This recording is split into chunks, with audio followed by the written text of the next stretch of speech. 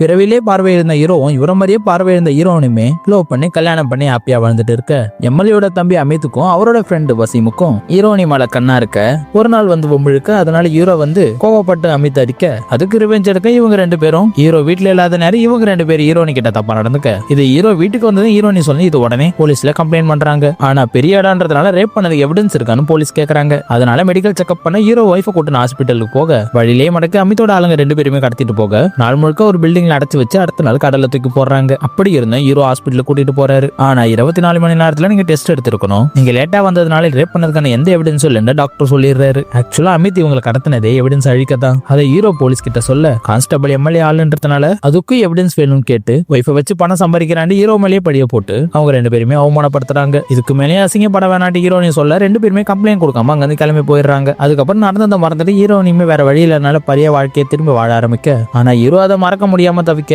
Wife இப்படி பண்ணிட்டாங்களேன்னு துடிக்க அதையே நினைச்சு அதனால ஸ்ட்ரெஸ் ஆகி ஒய்ஃப் கிட்ட பேசாமலே வேலைக்கு போயிடுறாரு. ஆனா இவருக்குமே ஒய்ஃபை விட்டா வேற யாருமே இல்ல. அதனால தெரியாம பேசாம வந்துட்டுமேனு மன்னிப்பு கேட்க திரும்பி வீட்டுக்கே போறாரு. ஆனா ஆல்ரெடி அவங்க தூக்க மாட்டிருக்க பிறக்கும் போதே பார்வை இல்லாம இருந்து தனியாவே வளர்ந்து ஹீரோனி வந்து அப்புறம் தான் கொஞ்சம் சந்தோஷமா இருந்திருப்பாரு. ஆனா இப்ப அவங்களே இல்லைன்னு தெரிஞ்சதும் வாழ்க்கையை வெறுத்து போது இப்ப யாருக்கா வாழும் தோணுது.